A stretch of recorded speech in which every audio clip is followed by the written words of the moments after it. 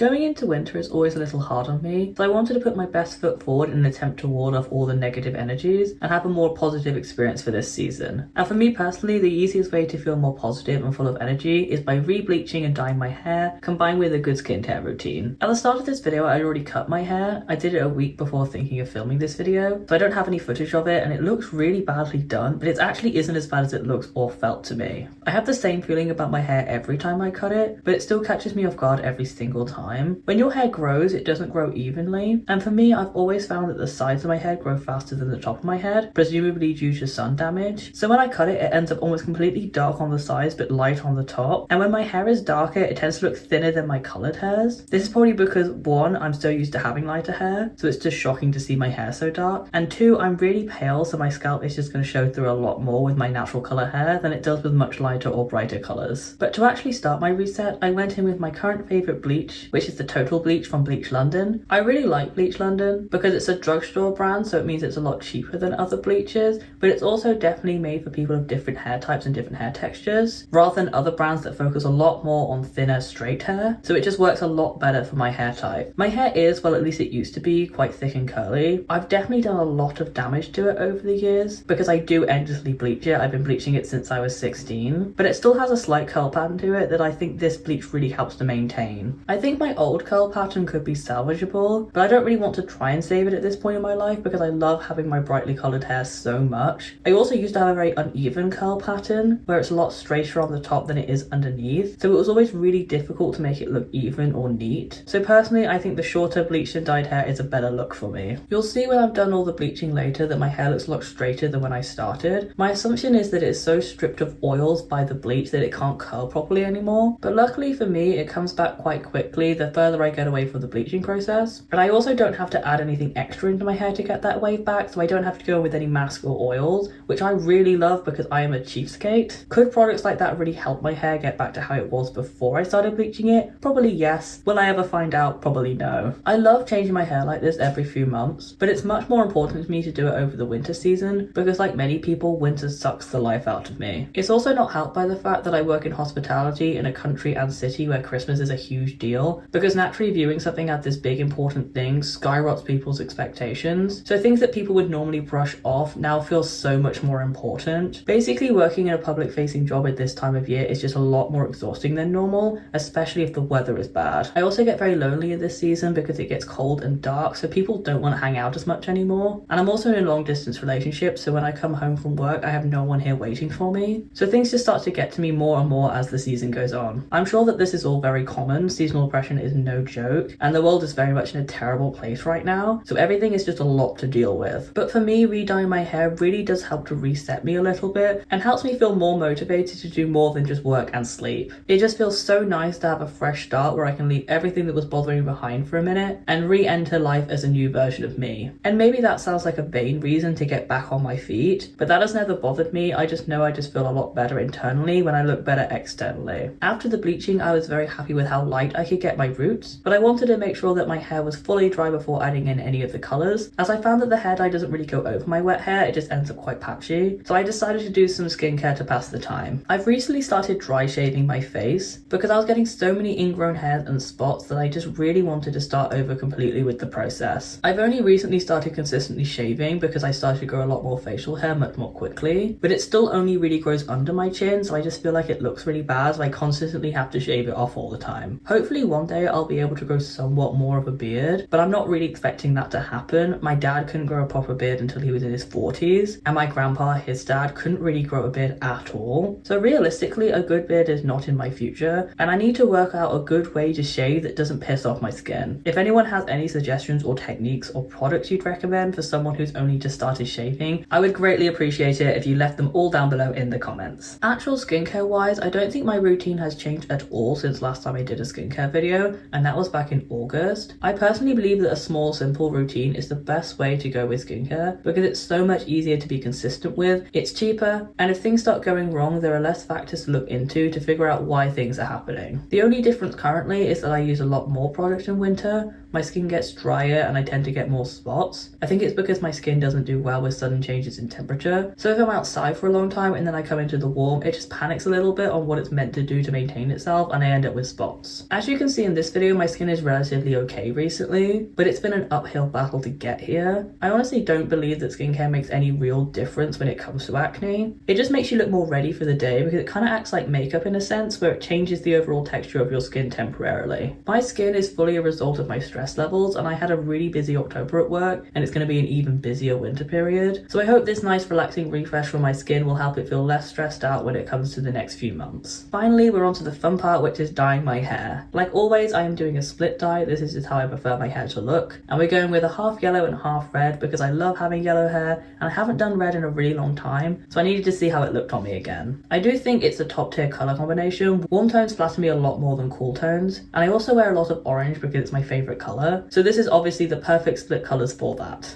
To start the process, I spent a good amount of time splitting my hair in half, and it went really well this time around, like probably the best I've done it this year, so I was feeling super great going into the dyeing process because of that. And to do all the dyeing, I just used a standard hair dye brush. I got this one from Savers for I think £1, and it has lasted me great. I personally put it in the dishwasher to give it a deeper clean ever so often, and it hasn't completely melted away yet, so I think it's decent quality. You might be able to see that it is slightly warped on one side because of this, but because it's all bent one way, it doesn't really affect the brush's ability to get a nice solid line. I start with the lighter colour, which in this case is the yellow, because it's so much easier to clean up my line with the darker colour later on. And once the yellow was on, I then did the red side, which I did a little slower at the centre to get a nice divide. Personally, I find dyeing my hair really therapeutic, because I'm one of those people where I always have my headphones on if I'm not working, to the point where I forget what it sounds like in my house. Like I have fish and they have a water filter and it makes a really nice noise, but I never get to listen to it because I always have people talking into my ear all the time to stop me overthinking. You can see in the reflection of the towel rack that I did have a YouTube video playing while doing this, but when it's just off to the side and playing out loud, it's nowhere near as encompassing or distracting. I really need to get into a habit of taking my headphones off more and allowing myself to think without these voices being really close to me all the time. I think this will help me get out of my habit of mindlessly consuming content that I'm not even listening to in the slightest. For example, I listen to a lot of Smosh Games videos and I can't even follow the game at all because I'm not paying attention to what they're saying, nor am I watching the screen. So what's the point in having it on in the first place? I should just save the videos for a time where I can sit down and actually enjoy them, because I do really enjoy them if I actually actively watch them. I know the noise is fully a comfort thing for me. I don't want to say that I'm not going to mindfully listen to anything ever again, but I do want to stop myself from always relying on it to fill in the silence, but it's just getting a little bit too much when I can actually be enjoying the ambience of my fish or the outside world while going for a walk through the wood. I just want to be able to hear things that sound nice and make me feel a little bit more grounded in reality than a recorded sound ever could. As you can tell by my roots in this video, I completely forgot to actually film my hair at the end of the process. I thought I did, I thought I had it on my computer, and then I just didn't have any footage for it, so maybe I did and I just mislaid the footage. But honestly, this is a better show of what my hair actually looks like. This is what it looks like on an everyday basis. I actually prefer it with a little bit of root because it doesn't blend into my face as much as it does when it's right at my scalp. So I personally think it looks a lot better like this than it ever does when I first do it. With that said, that is it for this video. If you did enjoy it, please give it a like down below. Comment what else you'd like me to do. I normally do sewing videos on here. And subscribe as I post a new video every single week, and I'd love to see you again. But until then, bye!